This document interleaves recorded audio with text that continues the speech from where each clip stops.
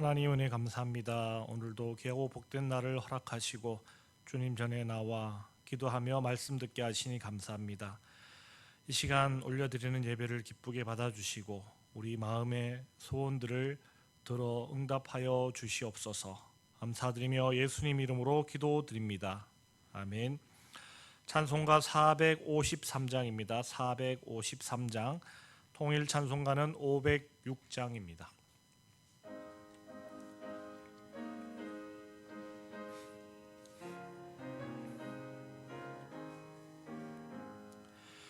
예수 더 알기 원하네. 크고도 넓은 은혜와 대속해 주신 사랑을 간절히 알기 원하네. 내 평생의 소원, 내 평생의 소원, 대속해 주신 사랑을 간절히 알기 원하네.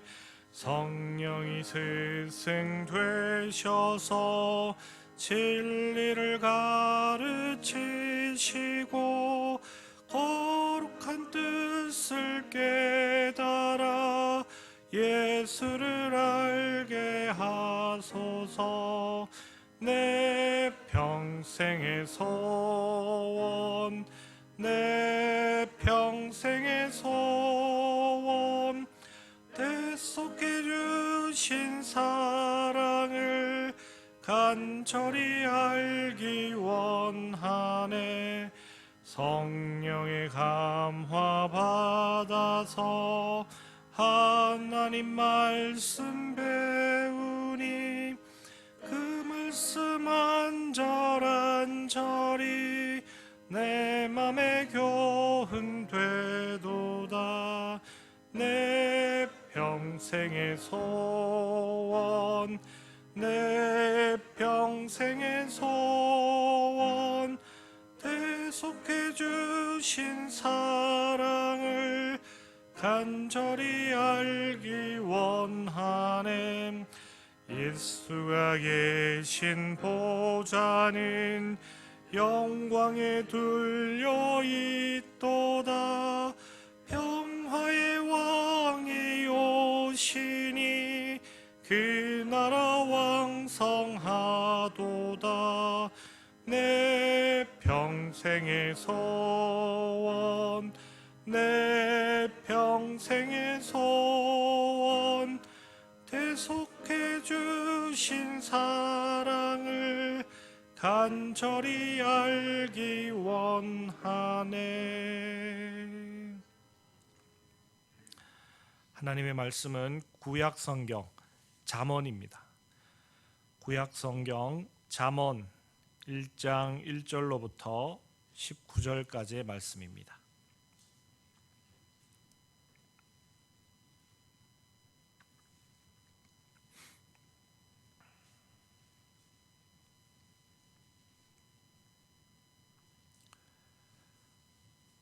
잠언 1장 1절로부터 19절까지의 말씀 한 절씩 교독하시겠습니다. 다윗의 아들 이스라엘 왕 솔로몬의 잠언이라.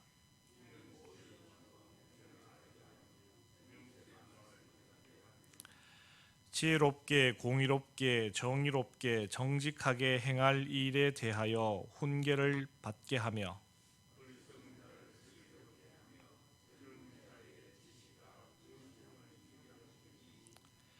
지혜 있는 자는 듣고 학식이 더할 것이요 명철한 자는 지략을 얻을 것이라.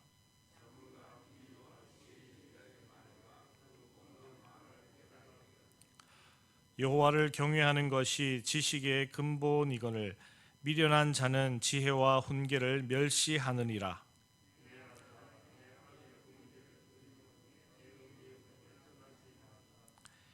이는 내 머리에 아름다운 관이요 내 목에 금사슬이니라.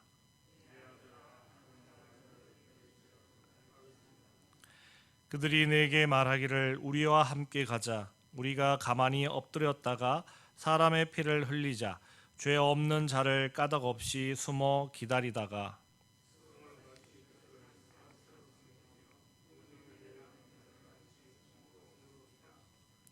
우리가 온갖 보화를 얻으며 빼앗은 것으로 우리 집을 채우리니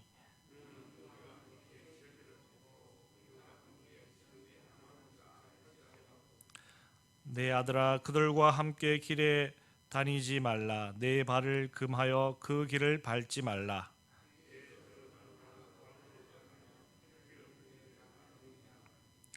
새가 보는 데서 그물을 치면 헛일이겠거늘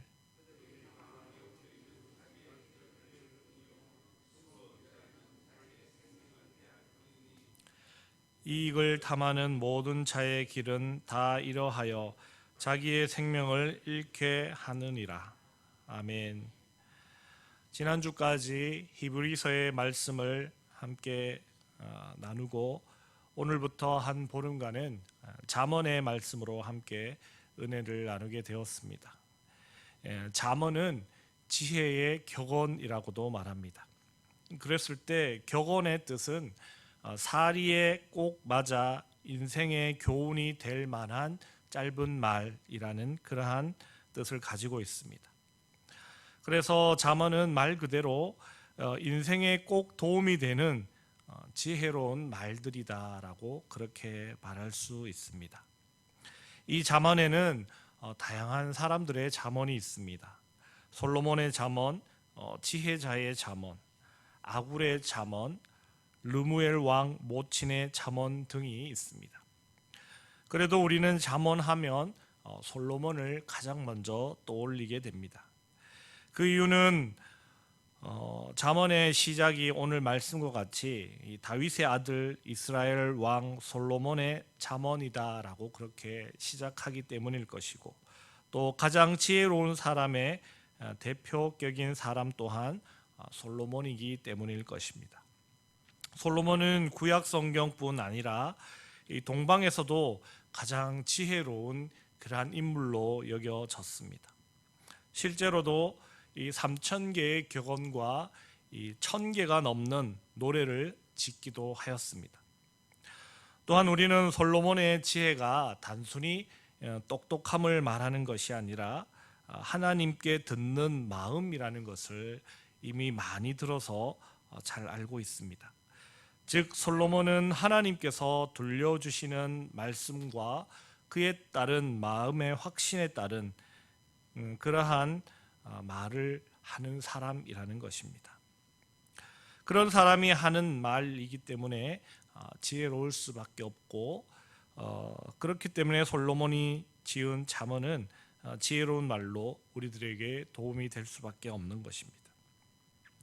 그래서 잠언은 하나님의 말씀을 귀담아 듣는 지혜로운 사람들을 통해 우리에게 들려주시는 하나님의 말씀으로 우리는 이해할 수 있습니다.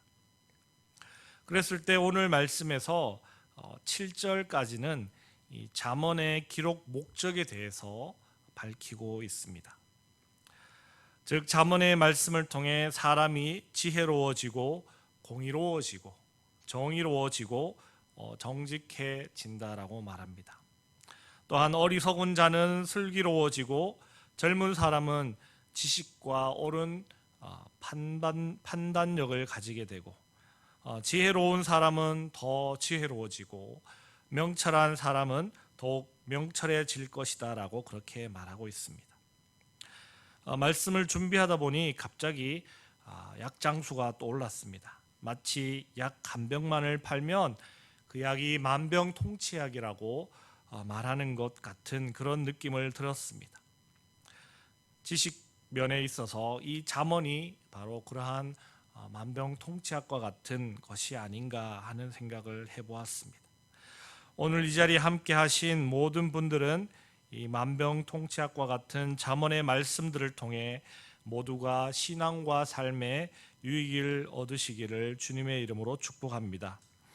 그러면서 솔로몬은 7절에서 전체 잠언의 결론과 같은 말씀을 우리에게 들려줍니다. 잠언을 통해 얻을 수 있는 지혜의 근본은 하나님을 두려워하며 그분을 잘 섬기는 것이라고 그렇게 말합니다. 다시 말하면 가장 지혜로운 삶은 하나님을 잘 믿는 것이다 라고 말하고 거기에서부터 시작된다라는 것입니다.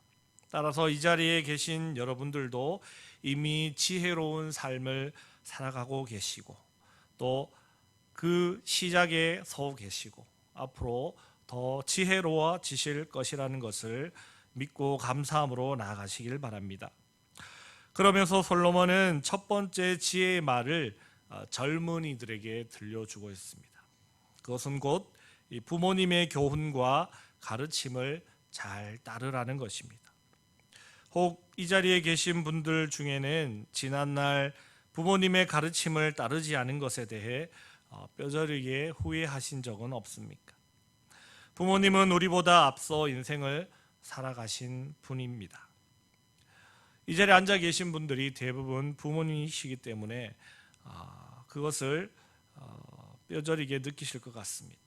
성공과 실패를 경험하며 얻은 지혜로 말씀하시는 것이기 때문에 이 자녀들이 그 말씀에 순종한다면 그만큼의 경험을 얻어서 더 나은 출발점에서 인생을 시작하게 된다는 것입니다. 부모님의 마음이 어찌 그렇지 않은 분들이 어디 있겠습니까? 지금까지 우리가 살아오며 경험해 왔던 그런 노하우들을 가지고 우리가 자녀들에게 말할 때 자녀들이 그것을 밝히 듣고 따른다면 그들의 인생에 훨씬 도움이 될 수 있다 하는 것이죠. 그렇게 하면 머리에는 아름다운 관이 올려지고 목에는 금사슬이 둘러진다라고 말하고 있습니다. 머리에 아름다운 관과 목에 금사슬 하면 우리는 요셉과 다니엘 같은 사람들을 떠올릴 수 있습니다. 그들은 그들이 오를 수 있는 최고의 자리에 오른 그러한 사람들입니다. 즉 부모님의 훈계를 잘 따르는 사람은 요셉과 다니엘과 같이 존엄한 자리에 오를 수도 있다라고 그렇게 말하고 있는 것입니다. 그만큼 부모님의 말씀에 순종하는 것이 지혜로운 그러한 일이라는 것이죠.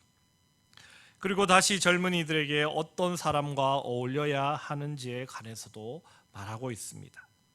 즉 악한 자들과 어울리지 말라고 하는 것입니다. 우리 속담에도 친구 따라 강남 간다는 말이 있습니다.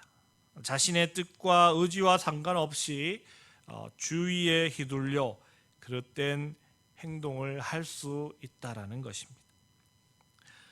중학생 시절 잠깐 이 밤마다 이 아버지의 오토바이를 끌고 나가서 친구들과 어울렸던 적이 있습니다. 그때는 그랬던 것 같습니다. 크게 놀거리도 없고 심심하고 하니까 그렇게 재미삼아 놀곤 하였습니다. 그러나 저는 이내 계속 그 모임에 나가지 않았습니다. 그 이유는 이렇게 놀다가는 큰일 나겠다 하는 그러한 생각이 들었기 때문입니다. 그래서 몇 번 나가다가 더 이상 나가지 않았습니다. 그러나 그 친구들은 계속해서 오토바이를 타고 밤마다 놀러를 다니고 때론 나쁜 짓도 하고 했습니다. 그 결과 그 친구 중에 이 오토바이 사고를 당하지 않은 친구가 한 명도 없었습니다. 모두가 오토바이 사고를 당해 고생을 하였고 그 중에는 뇌를 크게 다친 친구도 있었습니다.